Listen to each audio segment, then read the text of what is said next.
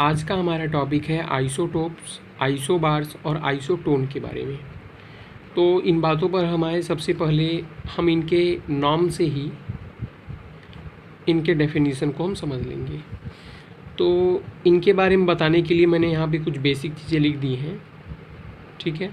जैसे आइसो का मतलब होता है सेम, टोप का मतलब होता है प्लेस। जहाँ पे अगर कहीं बार लिखा है तो बार का जो मीनिंग है ये वेट से है, और टोन का जो मीनिंग है ये न्यूट्रॉन से है। तो जैसे मैं कहता हूँ कि आइसोटोप्स, तो आइसोटोप्स का मतलब सेम प्लेस। सेम प्लेस का मतलब ये हो गया कि पीरियोडिक टेबल में ऐसे एटम जिनको एक ही प्लेस पर रखा गया है उनको हम कहते हैं आइसोटोप्स। अब हम किनको एक प्लेस पर रखेंगे? आप जानते हैं कि जो हमारा मॉडर्न पीरियोडिक टेबल है उसको एटॉमिक नंबर के इंक्रीजिंग ऑर्डर में बनाया गया है। मतलब एटॉमिक नंबर किसी भी एलिमेंट की एक कैरेक्टरिस्टिक प्रॉपर्टी होती है जिसके आधार पर उसका पोजीशन डिसाइड किया गया है, ठीक है। तो सेम प्लेस, तो वो प्लेस उसको कौन देगा? प्लेस देने का काम उसको उसका एटॉमिक नंबर देगा, ठीक है। तो जब हम कहेंगे आइसोटोप्स, तो आइसोटोप्स का मतलब हो गया कि atoms of same atomic number, मतलब ऐसे एटम जिनका सेम एटॉमिक नंबर है उनको हम कहेंगे आइसोटोप्स। अगर आपको ये थोड़ा नया नया लग रहा हो तो आप पिछले वीडियोज़ को भी देख लीजिएगा कि वहाँ मैंने ये एटॉमिक नंबर, एटॉमिक मास और डिफरेंट चीज़ें इनके बारे में बताई हैं, ठीक है। तो आइसोटोप्स आप ऐसे समझ लीजिए, आइसो का मतलब हो गया सेम, टोप्स का मतलब हो गया प्लेस, और प्लेस जो डिसाइड किया जाता है वो हमारा एटॉमिक नंबर से किया जाता है। तो इसलिए आइसोटोप्स का मतलब हो गया ऐसे एटम जिनका एटॉमिक नंबर सेम हो। अगर हम आइसोबार्स की बात करें, ठीक है, ये थोड़ा मिस्टेक हो गया था। आइसोबार्स का मतलब हो गया, बार का मैंने मतलब बताया वेट से है, तो आइसोबार्स भी हो गए atoms of same atomic mass, ऐसे एटम जो सेम एटॉमिक मास के हों। और आइसोटोन का मतलब हो गया कि सेम न्यूट्रॉन, मतलब ऐसे एटम जिसमें सेम नंबर ऑफ न्यूट्रॉन हो। तो आइसोटोप, आइसोबार और आइसोटोन, इन्हीं तीन चीज़ों के बारे में मैं आपको बताया हूँ। कुछ एग्जाम्पल अभी मैं आपको बताऊंगा और क्लियर हो जाएगा। तो आइसोटोप्स आपको शायद समझ में आया कि ऐसे एटम जिनका सेम एटॉमिक नंबर हो, आइसोबार्स जिनका सेम एटॉमिक वेट हो, और आइसोटोन्स मतलब ऐसे एटम जिनमें सेम नंबर ऑफ न्यूट्रॉन हो, क्योंकि टोन न्यूट्रॉन से रिलेटेड है।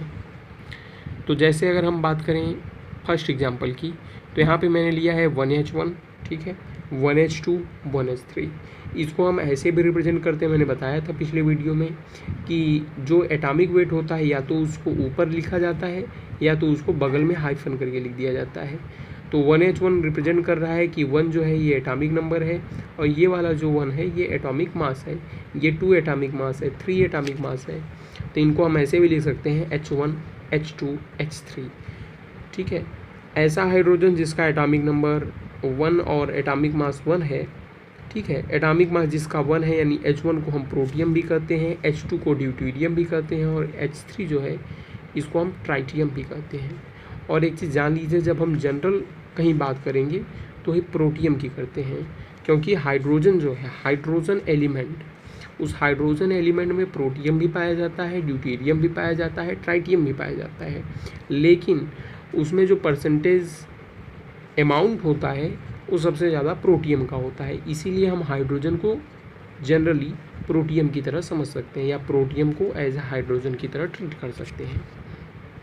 इसीलिए मैंने पिछले वीडियो में जब मैंने H+ में नंबर ऑफ इलेक्ट्रॉन, प्रोटॉन और न्यूट्रॉन कैलकुलेट कराया, तो मैंने आपको कहा कि अगर उसका एटॉमिक मास न दिया जाए तो जो सबसे फेमस है यानी प्रोटियम, जो सबसे ज़्यादा अमाउंट में पाया जाता है, जिसका कंट्रीब्यूशन हाइड्रोजन एलिमेंट में सबसे ज़्यादा है, उसको उसका एटॉमिक वेट की तरह आप ले सकते हैं। तो H1 को हम कहते हैं प्रोटियम, H2 को कहते हैं ड्यूटेरियम, H3 को कहते हैं ट्राइटियम। अगर आप यहाँ पर ध्यान से देखें, जब भी आपको इस टाइप के क्वेश्चन मिलें कि इनमें से कौन सा आइसोटोप्स, आइसोबार और आइसोटोन है, तो उनकी यही तीनों चीज़ें आप चेक कर लीजिए, एटॉमिक नंबर, एटॉमिक मास और नंबर ऑफ न्यूट्रॉन। तो जिनका एटॉमिक नंबर सेम होगा उनको आप आइसोटोप्स कह देंगे, जिनका एटॉमिक मास सेम होगा उनको आइसोबार कहेंगे, और जिनमें नंबर ऑफ न्यूट्रॉन सेम होगा उसको हम आइसोटोन कहेंगे। तो अगर हम इन तीनों की बात करें तो इन तीनों में आप देख रहे हैं कि जो एटॉमिक नंबर है वो हमारा सेम है। तो एटॉमिक नंबर अगर सेम हो गया तो ये H1 H2 H3 जो हो गए क्या हो गए, आइसोटोप्स हो गए। ठीक है, इनका ये एटॉमिक मास जो है ये डिफरेंट है तो आइसोबार तो हो नहीं सकते। अब चूंकि एटॉमिक मास इनका डिफरेंट है, एटॉमिक नंबर सेम है, तो नंबर ऑफ न्यूट्रॉन भी सेम नहीं होंगे, इसलिए हमारे आइसोटोन भी नहीं होंगे। जैसे अगर हम बात करें 17Cl35 और 17Cl37 में, इन दोनों में अगर आप देखेंगे तो एटॉमिक नंबर जो है ये हमारा सेम है, इसलिए ये दोनों भी जो हुए ये हमारे आइसोटोप हुए, मतलब क्लोरीन के ये 2 आइसोटोप हुए।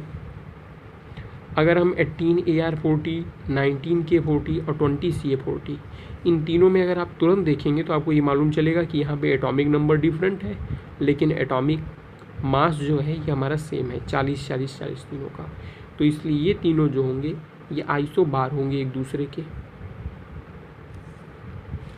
अगर हम बात करें 1H3 और 2He3 की, इनमें न तो हमको एटॉमिक नंबर सेम दिखाई दे रहा है, हाइड्रोजन का 1 है, हीलियम का 2 है, और लेकिन इस हाइड्रोजन 1H3 जिसको हम ट्राइटियम भी कहते हैं, इसका एटॉमिक मास 3 है और इस हीलियम का भी एटॉमिक मास 3 है। तो इसलिए ये दोनों एक दूसरे के क्या हुए, आइसोबार हुए। ठीक है, आइसोबार क्यों, क्योंकि इनका एटॉमिक मास सेम है। जब एटॉमिक नंबर सेम होगा तो उनको हम कहेंगे आइसोटोप, जब एटॉमिक मास सेम होगा तो ऐसे एटम को हम कहेंगे आइसोबार, और जब नंबर ऑफ न्यूट्रॉन जिन एटम में सेम होगा उनको हम कहेंगे आइसोटोन।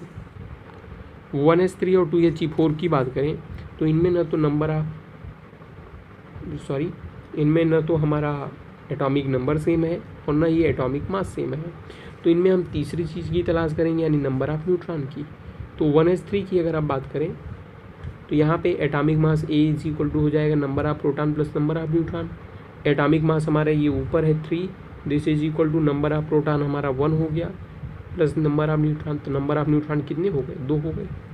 2He4 की बात करें तो atomic mass A is equal to number of proton plus number of neutron, ये है हमारा 4 जो ऊपर लिखा है, this is equal to number of proton यानी 2 प्लस नंबर ऑफ न्यूट्रॉन, तो नंबर ऑफ न्यूट्रॉन 2 हो गए। इन दोनों में आप देख रहे हैं कि नंबर ऑफ न्यूट्रॉन हमारे सेम है, इसलिए 1H3 और 2He4 क्या हुए, आइसोटोन हुए एक दूसरे के। उसी प्रकार हम इस पे आते हैं 17Cl37 और 20Ca40 में। यहाँ पर भी आप देख रहे हैं न तो एटॉमिक नंबर सेम है न तो एटॉमिक मास, तो आप नंबर ऑफ न्यूट्रॉन को चेक कर लीजिए।